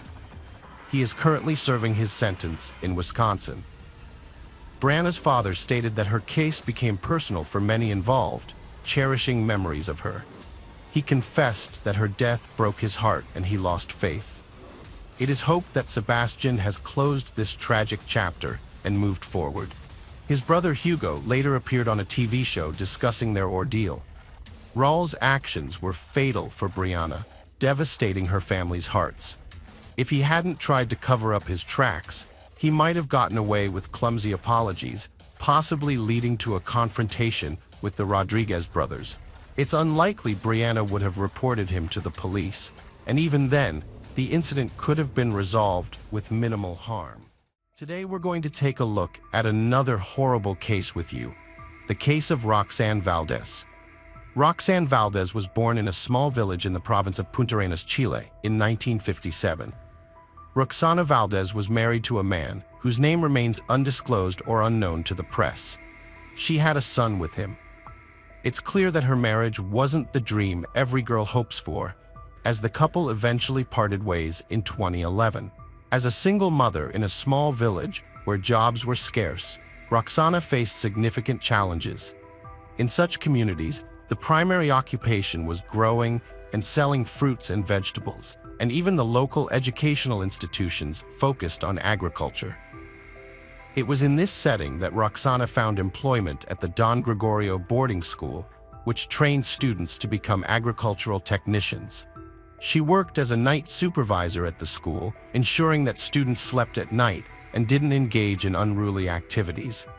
Her responsibilities didn't include the actual upbringing of the children. Roxana's son attended the same boarding school where she worked.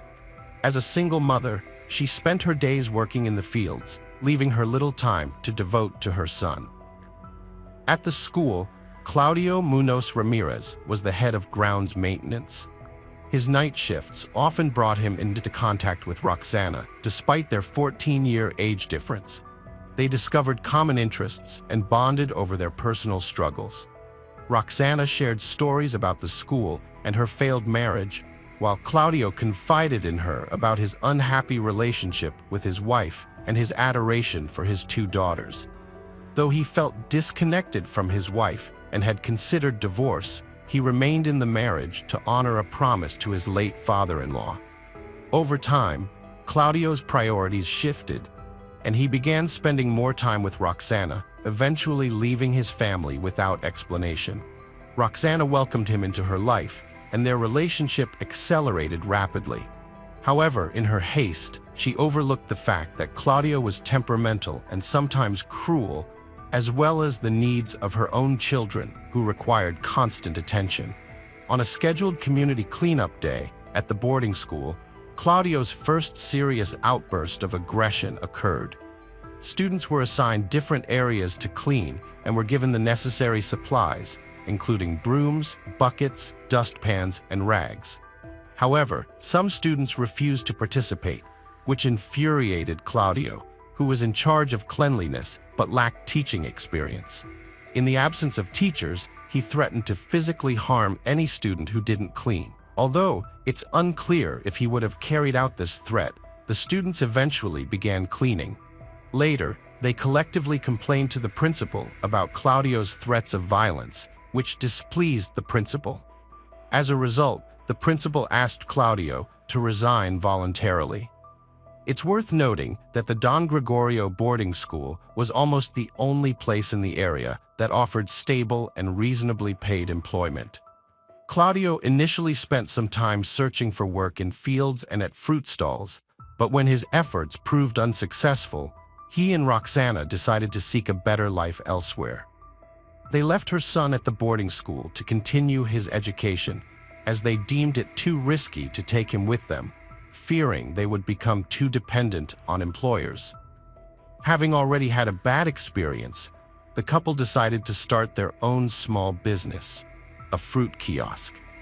They relocated to the commune of Molina, a couple of hours' drive from the Chilean capital, which is renowned for its vineyards that produce well-known wine brands exported globally.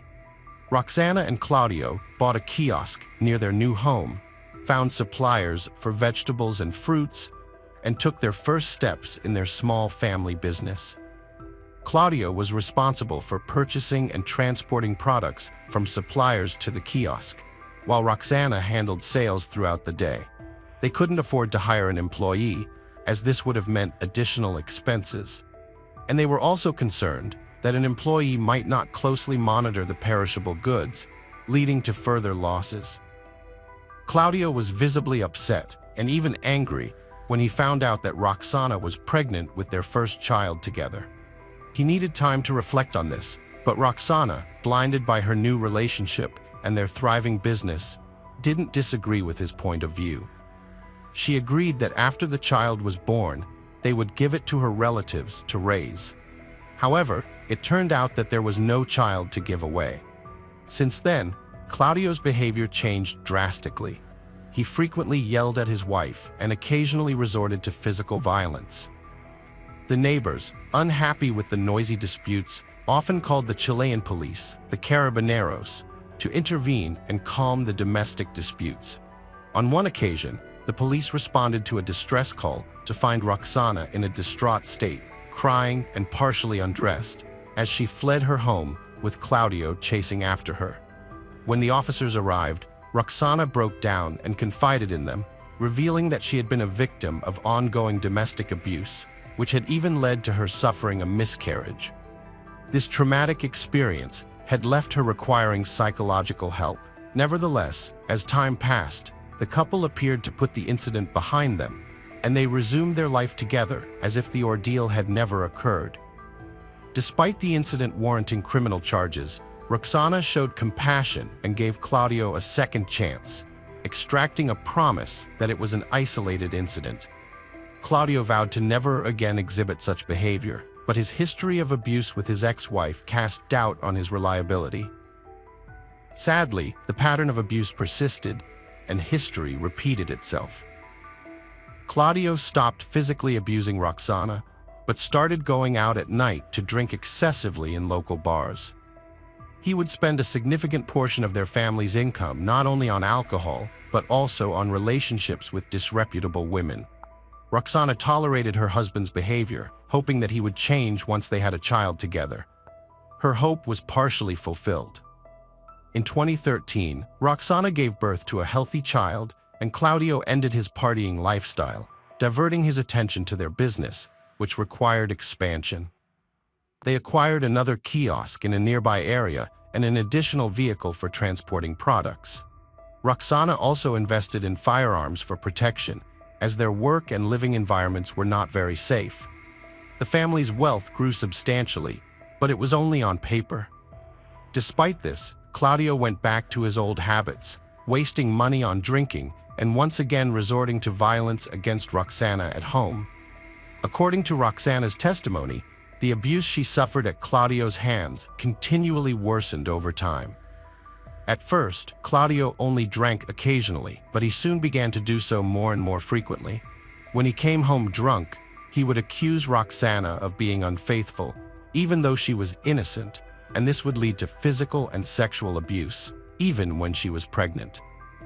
Claudio's actions seemed intentionally designed to cause harm, and they ultimately led to Roxana having a miscarriage in August 2012, which sent her into a deep and prolonged depression. Claudio followed his usual routine by visiting a local bar one night, staying out until the next morning. Roxana, accustomed to his behavior, still worried about him. However, it turned out that Claudio had stolen 5 million Chilean pesos, equivalent to around $6,000, from their daughter's room. The money, earned from selling Roxana's mother's house, was intended for their joint business venture. Roxana was shocked and felt betrayed by Claudio's actions, which he used to fund his excessive drinking and brothel visits. When Claudio finally returned home late that evening, Roxana confronted him about the missing money. Instead of discussing the issue, Claudio assaulted her and confessed to squandering the entire amount. This was the final straw for Roxana, who, without hesitation, went to their bedroom, retrieved a .38 caliber revolver intended for protection against local criminals, and shot Claudio in the chest at close range. The shot proved fatal, and Claudio died instantly. Roxana was taken aback by her own drastic actions and attempted to stop the bleeding from the gunshot wound, but it was too late. Her desperate act marked a tragic end to the ongoing turmoil in their domestic life. In her testimony, Roxana expressed deep remorse and acknowledged the immorality of her actions. She confessed that her intention was to kill Claudio, not intimidate him, citing the numerous instances of abuse and assault she had suffered at his hands. Roxana regretted not reporting these incidents to the authorities or withdrawing her complaint out of fear, even before they had a child together. After shooting Claudio, Roxana's primary concern was the potential impact on their young daughter, particularly if she were imprisoned and the child were sent to an institution.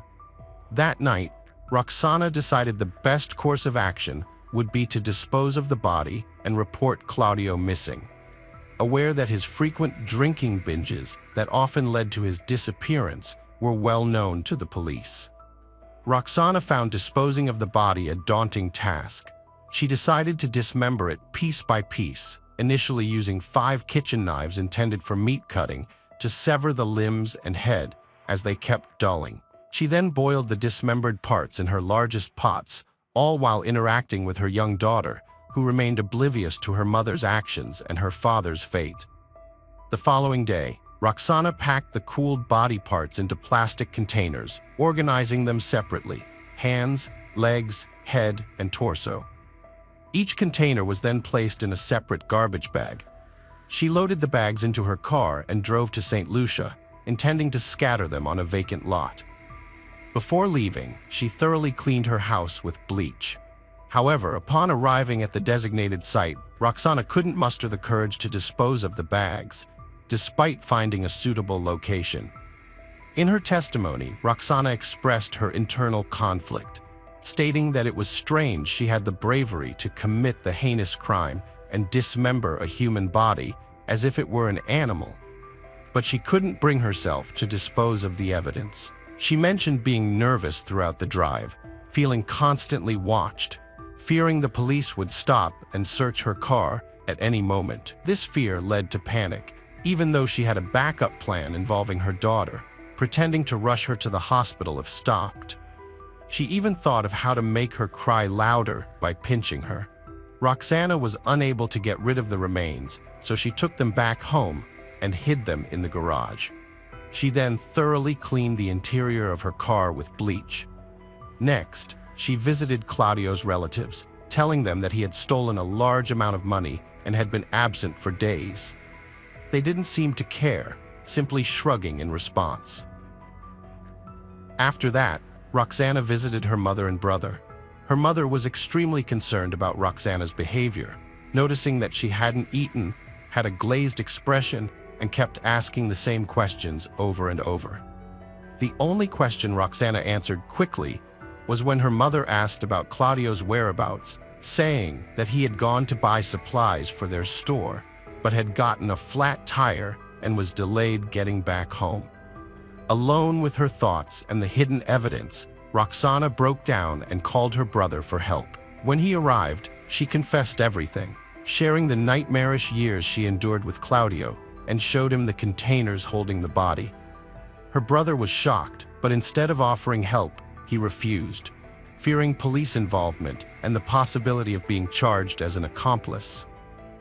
He urged Roxana to confess to the Carabineros, insisting he would do it if she didn't. Disappointed but realizing she had no other choice, Roxana decided to take his advice. That night, she went to the 4th police station, announcing her intention to make an important statement. The officers, familiar with her husband's troublesome behavior, initially thought she wanted to report him again. However, they were shocked by her confession. Roxana was immediately arrested, and the news spread rapidly throughout the area, attracting a swarm of journalists around the station. The case against Roxana seemed clear-cut. She had confessed to the crime, provided evidence, and surrendered voluntarily. However, prosecutor Monica Besis was not convinced. She was skeptical about the ease with which Roxana had confessed and wanted to investigate further. Besis requested an extension of Roxana's arrest to conduct a forensic examination, hoping to prove that her victim, Claudio, was still alive when she dismembered him. This would have significantly increased Roxana's sentence. The judge agreed to a 60-day detention for further investigation. Meanwhile, Roxana's defense attorney, Carolina Gutierrez, argued that Roxana had acted while under extreme emotional distress, possibly exacerbated by postpartum depression and chronic domestic abuse. She pointed out that Roxana's cooperation and voluntary confession should be considered mitigating factors. However, the prosecution's theory that Claudio was alive during the dismemberment was later disproven by forensic results, which confirmed that Claudio had died from a gunshot wound to the chest. The bullet from the .38 caliber revolver had caused a heart rupture and damaged vital organs. Following these developments, the aggravating circumstances were dismissed. In a separate development, lawyer Juan Pablo Cardenas, who was seeking to make a name for himself in this high-profile case, noted that the firearm used in the murder was legally registered. He also pointed out that Roxana's first report of domestic violence to the police was filed just 20 days after the couple started living together. Psychologist Rodrigo Valenzuela submitted documents to the court after a medical examination stating that Roxana was extremely mentally unstable at the time of the crime. According to his findings, she lacked full awareness of her actions and suffered from emotional instability, which was linked to the recent loss of 2 children, one in August 2012 and another just 3 weeks before the crime. Prosecutors' forensic exam showed Claudio's blood alcohol level was 3 Gr/L at death on April 17, 2015. After a year of investigation, Roxana's trial began. The media dubbed it the Melina Cooks case and sensationalized it, claiming Roxana ate part of the remains to attract attention. Distressed, Roxana refused to make statements during the trial. The prosecutors attempted to sway the judge's opinion by highlighting that, according to Chilean law, Roxana had committed a serious offense, the murder of her own father, patricide, although they failed to provide evidence that the crime was premeditated. In contrast, the defense attorney countered that his client had acted in self-defense, protecting herself from a violent aggressor who had subjected her to years of abuse and mistreatment. The trial, which lasted several weeks, was closely followed by the entire population of Chile. Prosecutor Monica requested a 15-year prison sentence for Roxana, but after careful consideration of the defense and the jury's opinion, the judges sentenced her to 6 years in a correctional facility with a lenient regime. Claudio's relatives, who had been hoping for a life sentence or even the death penalty, were outraged when they heard the prosecutor's request for only 15 years. They were devastated by the court's decision and rejected any suggestion of violence within the family. They argued that Claudio, a successful businessman, could not have stolen $6,000 from Roxana, and claimed that he had confessed to them that Roxana had often threatened to kill him, having previously taken out a revolver from the closet and warned him of her intentions. Claudio's sister blamed Chile's system of justice, claiming it to be corrupt, as evidenced by the short sentences given to brutal criminals, similar to those for minor robberies. Claudio's first wife, Giselle, defended him, asserting that he was not violent, based on her experience of living with him for many years without incident. In contrast, Roxana was prone to jealous outbursts and possessiveness, often sparking disputes. Roxana's sentence was shortened due to good behavior, and she was transferred to a semi-open education center, where she was allowed to communicate with her daughter. Eventually, she was released early, sparking widespread outrage among the public, who felt that the cook from Molina was let off lightly. However, some people saw Roxana as a victim and justified her actions, despite considering her a murderer. This case continues to be debated in the country, highlighting the severe consequences of unchecked domestic violence. Hello friends, welcome to our channel. Today we're going to take a look at another horrible case with you, the case of Tara Lynn Grant. Hi everyone, today we're diving into the baffling case of a mother who disappeared from her home under mysterious circumstances. The police launched an exhaustive investigation, unearthing surprising and even bizarre clues. As they pieced together the truth, even seasoned detectives were left stunned. This case quickly became one of the most sensational in the country, with its shocking details leaving everyone outraged. Tara Grant was born on June 22, 1972, in Michigan. She grew up on a farm with her parents and sister, developing a deep love for the outdoors, horseback riding, and helping with the farm animals. In school, Tara was a sports enthusiast, participating in cheerleading, basketball, and the school band. After graduating, she attended the University of Michigan, where she met her future husband, Stephen. The couple started dating and soon tied the knot after her graduation.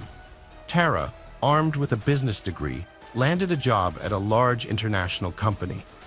Stephen, who had ambitions in politics, initially worked as an assistant to a state senator during his university days. However, when the senator retired, Stephen found himself without a job and began working at his father's small tool-making shop. 4 years after their wedding, the couple welcomed a daughter, followed by a son a few years later. They then purchased a new home in a prestigious Macomb County, Michigan neighborhood just outside of Detroit. By this time, Tara had made substantial career progress, but it came at a cost. Her job required frequent travel, often to different states and countries, limiting her to weekend visits with her family. As a result, Stephen assumed most of the childcare responsibilities. His flexible schedule at his father's company allowed him to spend more time with the kids, but juggling work and childcare remained a challenge. To alleviate this, they decided to hire a full-time nanny. Through a special program, they found a young woman from Germany who would live with them and care for their children. Thanks to Tara's job, they could afford this arrangement, and the new nanny quickly bonded with their children, taking on most childcare duties. With his newfound free time, Stephen also started working part-time as a youth soccer coach. But despite their comfortable financial situation, Tara's constant absence put a strain on her relationship with Stephen. With her only being home on weekends, their arguments became more frequent. Tara held on to the hope that her next promotion would allow her to adjust her schedule and spend more quality time at home, but until then, she was constantly away on business trips. This uneasy routine continued until February 14, 2007, when an unexpected turn of events unfolded. On Valentine's Day, Stephen grew concerned and called the police, reporting that Tara had been out of touch for 5 days, a rarity. He recounted the events of February 9th, when Tara returned from a business trip, only to announce she had to leave a day early, leaving them with just 1 day together. The tension between them escalated into another argument, and Tara began packing her suitcase. Stephen overheard her making a hushed phone call, saying, "I'll be waiting at the end of the street," before she swiftly departed, getting into a dark-colored car. Since then, Tara had been unreachable, ignoring all of Stephen's calls. The police's first question was why Stephen had waited 5 days to report Tara's disappearance. But Stephen claimed he hadn't been initially concerned, thinking she'd simply left early for her business trip and was ignoring his calls due to their recent argument. However, as the days passed, he began to worry when she failed to contact the kids, aged 3 and 7, as she normally did when away. Then, on Monday, Tara's boss called to say she'd missed a meeting, which was highly unusual and suggested she hadn't gone to work at all. Stephen informed Tara's relatives about her disappearance, but they were skeptical, assuming she'd taken a break from him and their constant arguing. After all, Tara had confided in her parents about the strain her job was putting on their relationship and the frequent rows that had become a regular feature of their lives. Her relatives thought she'd soon return home, needing time and space from Stephen. As time passed, Tara's absence continued, and her silence persisted. Eventually, Stephen's concern turned to worry, and he contacted the police. During the police interrogation, the officers noticed several suspicious scratches on Stephen's body. When questioned about a possible physical altercation with his wife, Stephen attributed the marks to his frequent work with metal parts at his father's shop, citing regular scratches as an occupational hazard. Following the station interview, the detectives requested a search of the couple's home, which Stephen granted. Upon arrival, they found that all of Tara's belongings, including her personal documents and purse, were missing, along with her luggage. Stephen also provided access to Tara's computer, allowing the detectives to review her bank account activity. The lack of transactions since her disappearance seemed unusual, as one would expect some financial activity if she had indeed traveled, such as booking a flight or hotel. During the search of the house, detectives failed to uncover any clues that could explain Tara's disappearance. With no signs of a crime, they were left to retracing her steps since February 9th. The local police department, accustomed to handling minor disputes and nonviolent incidents in the area, was inexperienced in investigating such cases, given the region's reputation as one of the safest in the country. Stephen was outraged when asked to take a polygraph test, feeling accused by the police. He tearfully insisted he would never harm his wife.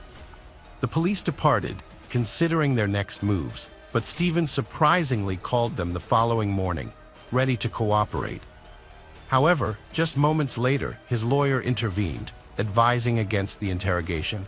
The police had no choice but to focus on Stephen as the prime suspect, being Tara's husband. Standard procedure aside, they had no other leads to pursue. Tara's relatives, friends, and colleagues all claimed to have had no contact with her since February 9th and were clueless about her whereabouts. Moreover, her bank account remained inactive, despite her likely need for financial transactions. Detectives shifted their focus to Stephen, and it didn't take long to uncover an important detail. His driver's license had been revoked, yet he continued to drive. They waited for him to get behind the wheel and then arrested him.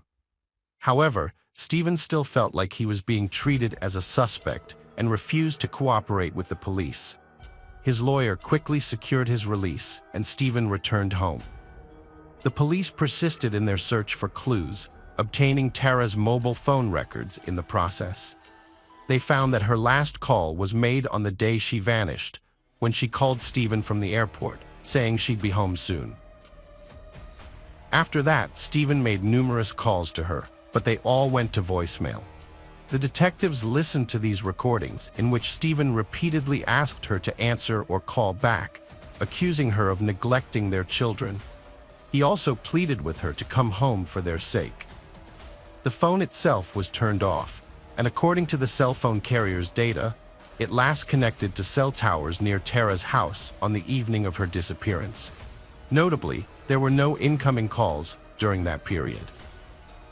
As we recall, Stephen revealed that Tara had received a call before leaving the house, with the caller stating she would wait for her on the street. However, upon reviewing Stephen's voicemail recordings, detectives sensed genuine concern for his wife's well-being, accompanied by anger towards her decision to leave their children behind. Despite this, they didn't clear him as a suspect just yet. The investigation stalled, yielding no new leads, as Stephen persisted in refusing police cooperation, accusing them of misallocating resources on him rather than focusing on finding Tara. Conversely, he actively courted the media, which began extensive coverage of the case from its early stages. Tara's enigmatic disappearance sparked widespread public interest, and Stephen became a constant presence in front of cameras, daily pleading for her safe return. As the case unfolded, the company that had facilitated the hiring of the nanny for Stephen and Tara took action, ultimately deciding to send her back to Germany. Prior to her departure, she provided a statement to the authorities, speaking highly of her experience in their household. She also revealed that on the evening Tara returned home, she had been out at a bar with friends. Upon her return, she encountered Stephen, who appeared distraught, informing her that Tara had just exited the house. Despite refusing to cooperate with the police, Stephen hired a former FBI agent as a private detective to investigate Tara's disappearance. However, this effort also yielded no results. With no leads, the police decided to take a different approach. They contacted the agency that helped Tara and Stephen find their nanny, and there they made an interesting discovery. Before hiring the nanny from Germany, the couple had employed 6 other nannies, none of whom stayed in the job for long. When detectives spoke to these former nannies, almost all described Stephen's behavior as not only strange, but also intimidating. According to their accounts, Stephen would rummage through their belongings, ask them inappropriate questions, and frequently yell at them, treating them like they were his subordinates. The police were puzzled by the stark contrast between these descriptions and the German nanny's glowing account of her time with the family.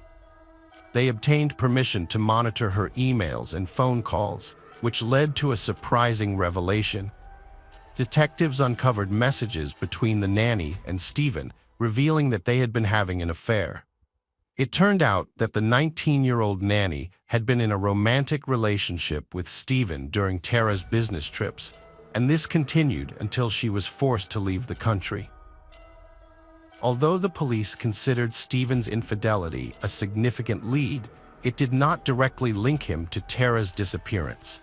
Thus, they continued searching for additional evidence.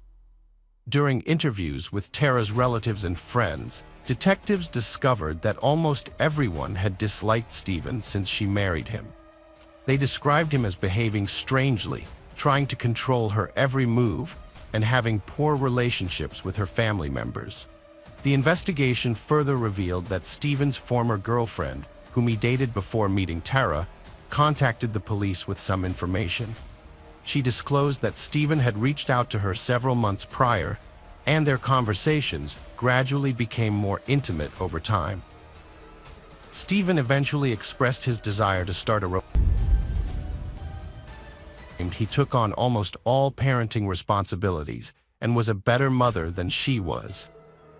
When reporters asked about their financial situation and whether he had been living mostly on Tara's money, Stephen became angry and insisted he didn't need a penny from her. During the interview, Stephen made accusations of infidelity against Tara, but he failed to provide any evidence to support his claims. Throughout the conversation, he consistently denigrated Tara, emphasizing the difficulties he had faced in their marriage. Meanwhile, the detectives made significant progress in their investigation.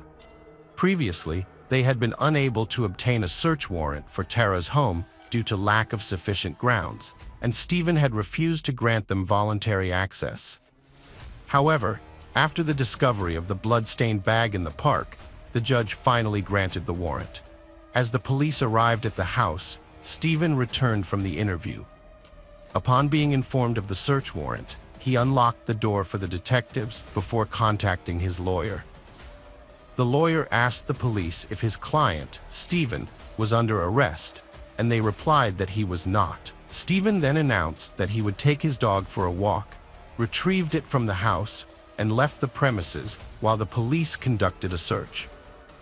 As the police searched the house room by room, they eventually reached the garage, where one of the detectives spotted a large green container holding several plastic bags. Upon opening one of the bags, they discovered an unknown substance along with what appeared to be women's clothing. Opening another bag, the officer was horrified to find what likely were human remains. In total, the container held 5 bags, and the detectives quickly confirmed that they contained the remains of a woman. The police realized that they had found Tara's body and that Stephen was likely her killer. However, Stephen had not returned, so the police immediately launched a search for him, fearing he might flee or harm someone else, knowing that he would likely face prison time. Meanwhile, officers called in reinforcements to search the nearby park, as only a portion of Tara's remains were found in the garage. Over 100 officers from neighboring districts were dispatched to assist in the search. Their efforts quickly paid off, as they found another part of the body several hundred yards from where the bag was discovered, and later they found the head. Due to the cold temperatures, the remains were well preserved, allowing detectives to confirm that they belonged to Tara. As the search continued, the police found several more body parts, and when night fell, the search was suspended until morning. All this time, detectives were also trying to track down Stephen, but they were unsuccessful. They contacted his friends, and one of them came forward, saying Stephen had phoned him to let him know the police were searching his house and asking for a ride from the street. The friend drove to the location and picked Stephen up, taking him to his own home. During the drive, the friend noticed Stephen's strange behavior. He was terrified, his hands were trembling, and it seemed like he was on the edge of a nervous collapse. Once they arrived at the friend's house, Stephen asked to see his kids and requested to borrow the friend's car. At the time, Stephen's children were living in another state with his sister. The friend handed over his pickup truck, and Stephen took off. The police asked for information about Stephen's phone and credit cards, which enabled them to rapidly trace his journey. They found that Stephen had made several cash withdrawals on his way to the neighboring state and had phoned his sister, leading the police to conclude that he was heading towards his children. They immediately set off in that direction. Just then, an unexpected call came in from Germany. It was from the nanny with whom Stephen had previously been in a romantic relationship. She informed the police that Stephen had just called her, confessing to killing Tara. According to Stephen, the couple had an argument that evening, during which he yelled at her. Tara slapped him in the face, and in a fit of rage, he pushed her, causing her to fall and hit her head on the floor, resulting in her death. The police had no doubt about Stephen's involvement, but they still had to track him down. They searched the area along the highway to the neighboring state for several hours and eventually found the car belonging to Stephen's friend abandoned near the entrance to the national park. However, Stephen himself was nowhere to be found. The police then focused their search on the park, and several hours later, with the help of thermal cameras, they finally located him. He was lying under a tree, wearing only light clothing, and the officers realized he was on the verge of dying from hypothermia. In an altered state, Stephen was talking to trees and muttering incoherent phrases. The police quickly airlifted him to the hospital. Doctors managed to save his life. However, it took some time for Stephen to fully recover. While in the hospital, Stephen was charged with murder, and the detectives handed the case over to the court on the same day. Notably, his lawyer withdrew from defending him, citing that he needed to be able to look at himself in the mirror in the mornings when asked why. A new lawyer was assigned to Stephen, and meanwhile, forensic experts examined Tara's remains. A renowned pathologist who had worked on high-profile cases, such as the J.F. Kennedy and John Bennett Ramsey cases, was appointed as the chief medical examiner. After examining the remains, the pathologist concluded that Stephen's initial account of events did not align with reality. Stephen had claimed that Tara died from a head injury, but the actual cause of death was revealed to be strangulation. When Stephen regained consciousness, detectives visited him in the hospital and he told them what truly happened that evening. He confessed that when Tara came home and announced she had to leave earlier, they got into an argument, and he started yelling at her. As she tried to leave the room, he grabbed her and Tara hit him in the face. Enraged, Stephen retaliated and then strangled her. Stephen dragged Tara's body from the second floor to the garage and put her in the trunk of her own car. At the same time, the nanny returned home, and Stephen lied to her, saying his wife had just left him. The next morning, he took the body to his father's workshop, making sure he was alone. There, he destroyed all of Tara's documents and personal belongings, and then dismembered her body using a saw. This gruesome task made him vomit twice, but he kept telling himself that if he didn't do it, he would spend the rest of his life in prison. After several hours, he packed the remains into plastic bags and put them in a container. He then returned home, leaving the body in the car for a few days. During this time, he was thinking of ways to get rid of the body without arousing suspicion. To create an alibi, he repeatedly called Tara's phone and left messages on her voicemail, pleading with her to come home. One day, Stephen took his children's snow sled to the park, where the bags containing human remains would later be discovered. He placed a container on the sled and pulled it up a hill, away from the crowded areas. However, the rope slipped out of his hands, and the sled rolled down the hill, causing the container to overturn and the bags to spill out. Stephen picked up the bags, put the container back on the sled, and eventually buried them under the snow in a remote area before returning home. Days later, when the police started searching for Tara, detectives announced they were launching a search operation in the park. Stephen became anxious, as he knew one of the bags, the largest one, was not hidden well and feared it would be found quickly. He went to the park, retrieved a few bags, and carried them to his father's workshop, leaving them on the roof.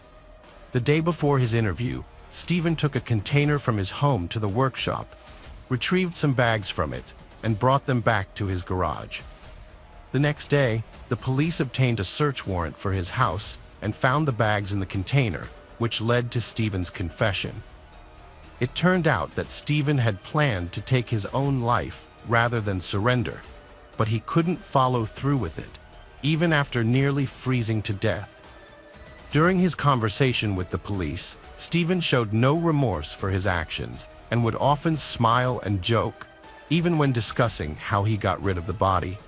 While awaiting trial in prison, Stephen's children stayed with his sister. However, Tara's family was unhappy with this arrangement, and eventually they managed to have the children moved to Tara's sister's care. Although Stephen's family still had visitation rights, Tara's relatives were relieved to have the children out of his sister's hands, especially given her continued sympathy for Stephen and her insensitive jokes about Tara's murder. The trial started in November 2007, and Stephen admitted his guilt from the outset. Despite this, his new lawyer attempted to secure a lighter sentence by highlighting the marital issues that had been plaguing Stephen and his wife for years, largely due to her frequent absences. However, evidence presented during the trial contradicted Stephen's claim that Tara had been planning to leave a day earlier. Her boss testified that she had no additional meetings scheduled and was expected to start work at her usual time. This was corroborated by Tara's sister, who had spoken with her shortly before the murder and was told that she would be home all weekend as usual. Furthermore, there was no credible evidence to suggest that Tara was having an affair. Her boss confirmed that their relationship was purely professional, and this was supported by their email exchanges and text messages. Even Stephen himself acknowledged that he had no basis for believing this. Ultimately, the prosecution was unable to prove that Stephen had planned the murder in advance. It appeared that he had committed the crime in a fit of rage, which could have led to a charge of second-degree murder rather than first-degree murder. On December 21, 2007, a jury delivered a unanimous guilty verdict against Stephen, and he received a minimum 50-year prison sentence. Despite his lawyer's efforts to appeal the verdict, it was unsuccessful. Stephen has since been serving his sentence in prison, but there is more to his story. The murder of Tara garnered widespread national attention, and Stephen seemed to revel in the notoriety. While incarcerated, he began writing a book and sought his sister's assistance to have it published.